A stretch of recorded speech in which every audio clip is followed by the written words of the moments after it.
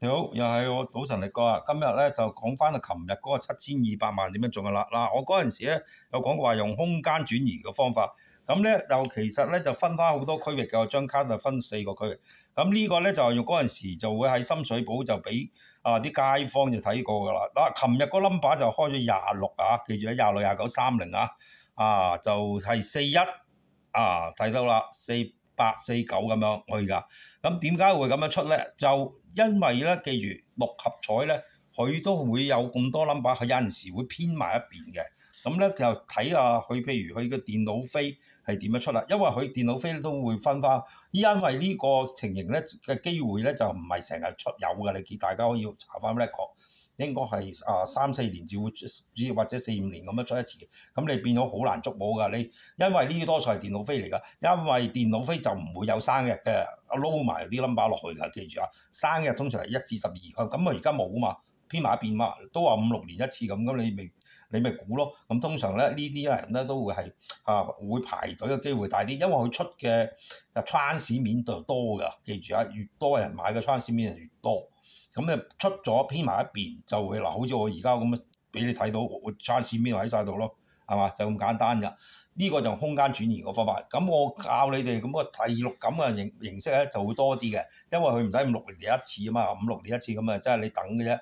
咁最好咧，其實個方法你自己各施各法啦，條大路通羅馬。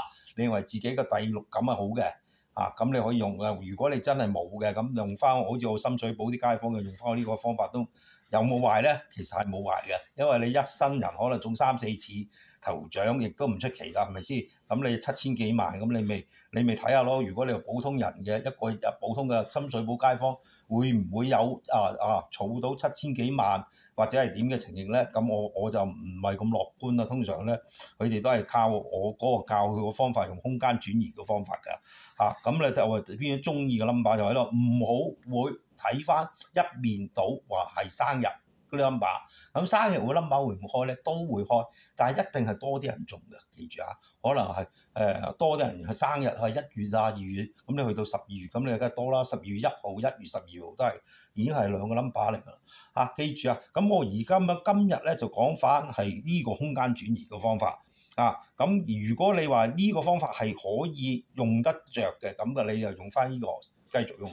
如果你覺得自己第六感係多啲喎，咁你其實可以就第六感嚟試下㗎。其實你諗嘅方法係各施各法，即係好啲人有啲人讀書讀嗰個科學叻嘅，咁文學叻就讀文學，係咪先？計數叻就科學。咁大家各取其長。即係自己覺得邊樣我叻嘅，或者藝術叻嘅，咁你咪喺藝術讀藝術科度發展咯，係咪先？冇所謂嘅，其實樣樣都係自己興趣，好似我自己興趣喺數字上嘅運用。咁其實呢啲咪數字運用咯，亦都係一個方法，係可以唔係而家呢個咁先進嘅，唔可以一本通書睇到啦，就係諗住。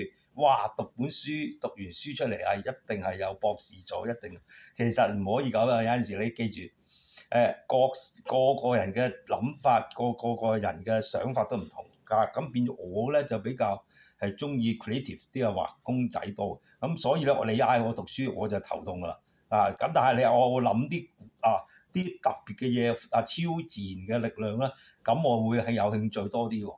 你明嘛？因為人類嘅腦咧都未睇到晒㗎嘛，你記住所有嘅嘢你都唔知，你人類點樣出嚟咧？亦都係好複雜嘅嘢。你人嘅思想已經係好複雜，個人嘅思想都唔同。你係諗1、2、3、4、5，我係諗諗28、29、30大 number 嘅，係咪先？所以咧呢個方法係琴日你睇到咁嘅發生，唔好出奇，係真係一個人中嘅啫，係咪先？我都話同你講咗咯。係咪先？你香港地六合彩得1個人、2個人，好似我一個人諗嘅啫嘛。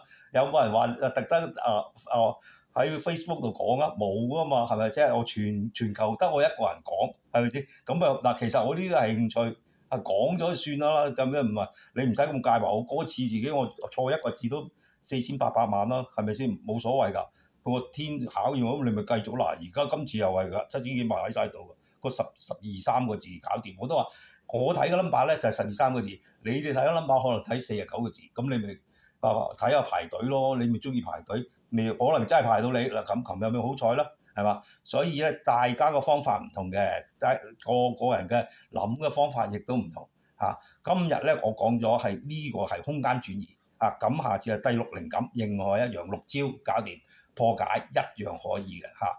咁今日講就係咁多，就下回分解。好，拜拜。